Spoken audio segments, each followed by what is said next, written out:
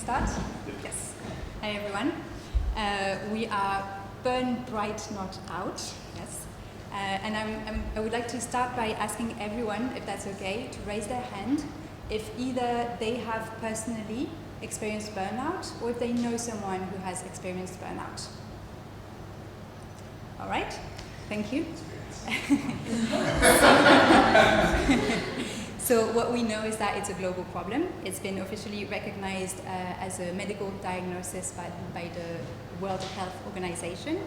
We also know that it costs industry billions of dollars or money, whatever. There is a specific study about in lost productivity, it costs US businesses $300 billion a year. One of the problems that we became very aware today is that the current definition of burnout is too narrow. So many people don't know, aren't sure if they are experiencing burnout or not. And so we think that there is still a need to raise awareness, to educate on the situation, on the symptoms, and to give more visibility to strategies and coping tools. So for our value proposition, we have three parts. For individual, that would be a place where they can share their personal stories, where they can find tools to cope with and strategies.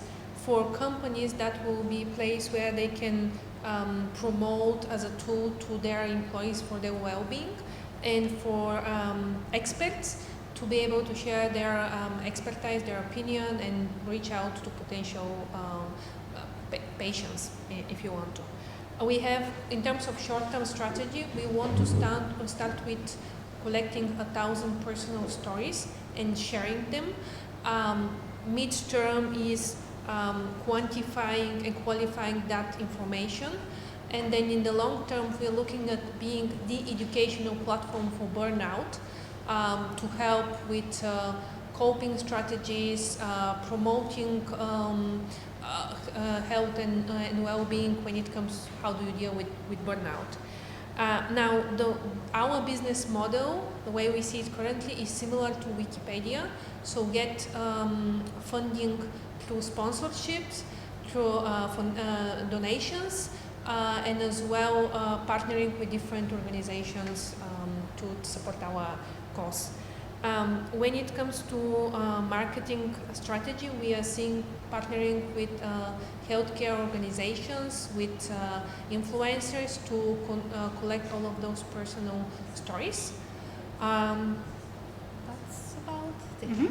Okay, thanks, Mira. So where we are at right now, in terms of our immediate goal of collecting 1,000 stories, is that we have set up an email address, and we want people to be able to reach out to us directly, either through the format of an open letter where they can tell their story, or they can ask for an interview with a member of the team. We're also in the process of building an interview form and some of the questions that it should ask. We want to collect as much information as possible on what the situation was, what the triggers were, what the symptoms were, what the impact was, what was the coping strategies people found, and what does it look like after 6 months, 3 years after a burnout, ideally.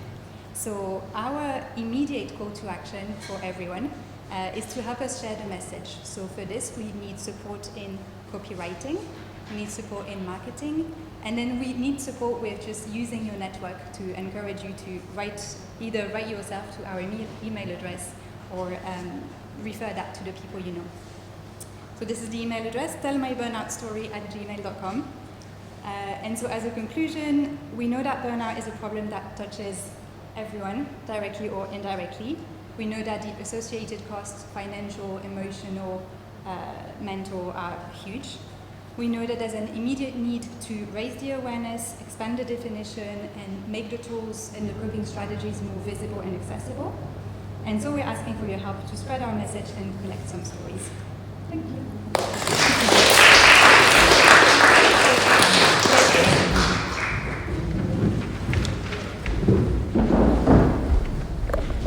And so this is our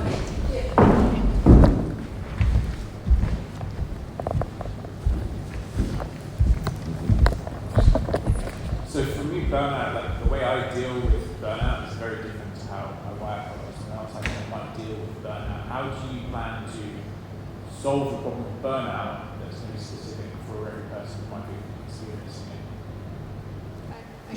Yeah. We don't plan to solve the problem because we are not the experts. We want to provide a platform where people can identify with a story or with a coping mechanism, and they decide what they want to use for themselves. And obviously, at one point, when we have experts and judges to connect with someone who is expert in dealing with that kind of stuff.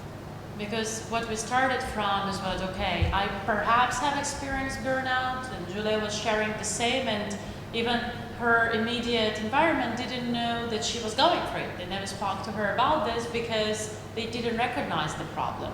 And it's rather about raising awareness that, hey, this problem is real, it's a real medical issue, it is out there. Stories, because it's easier for us to resonate with stories. Like when she started to share hers, I was like, oh wow, I see mine like really clearly there.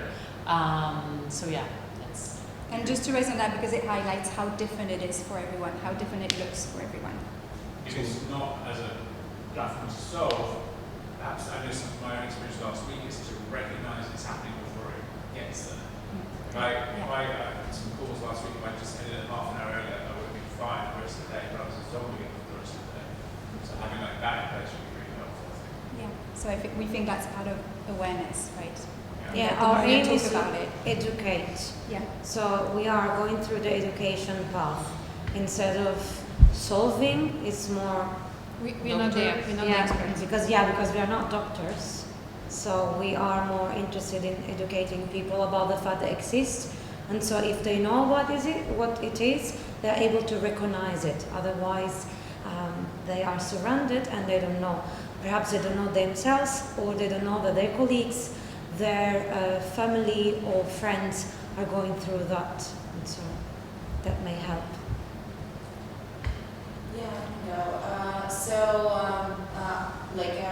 Have you guys had a conversation about the channels that you could be starting with in terms of sharing the stories? I think that's what we need marketing help with, right? Okay. To identify which channels, how do we want to drive this first part.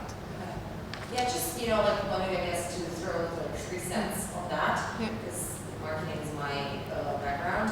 It's really actually valid what channels to go for. I'm just guessing, without any data in front of me, that it's a really hot search term.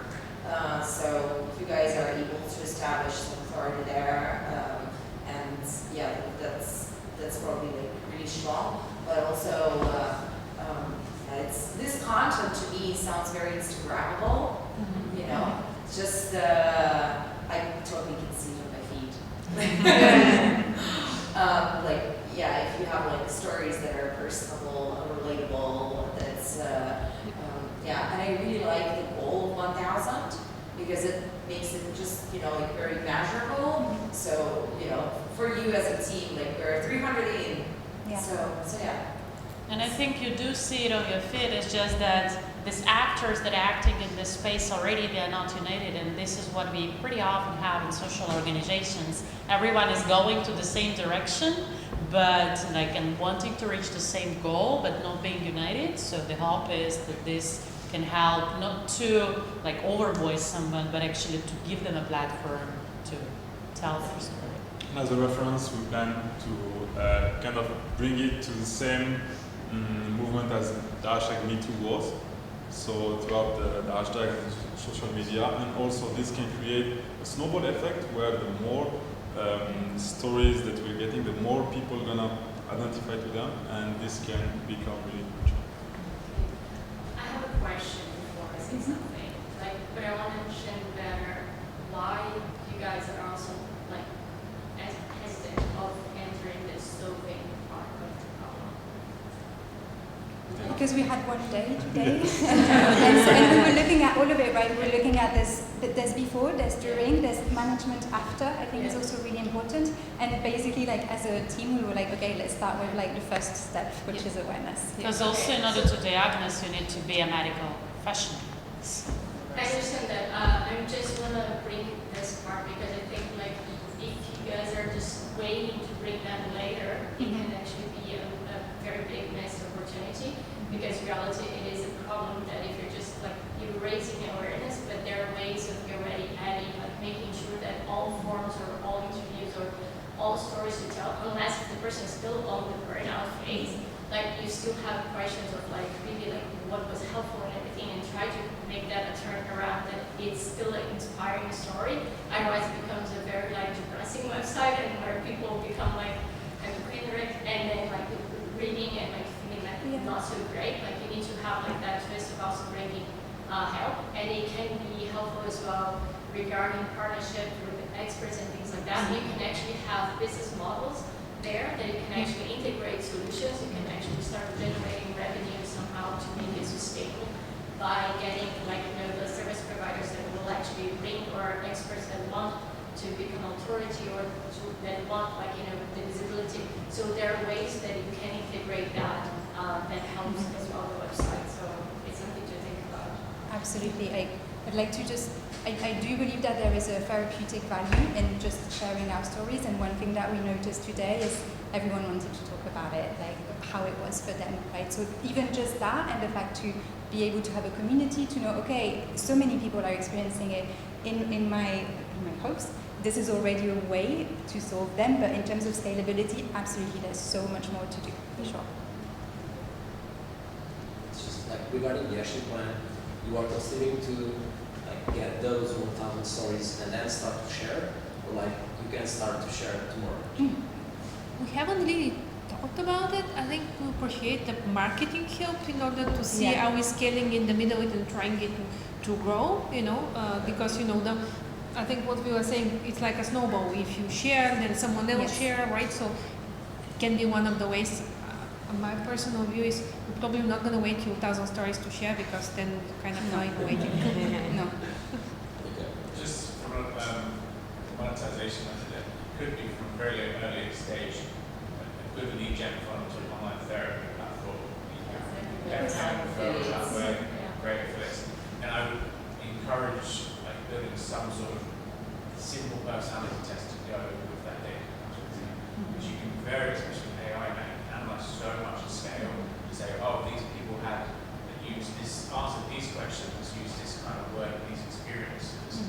You can better match the solution to the person they want to use to solve it. Brilliant. Yeah.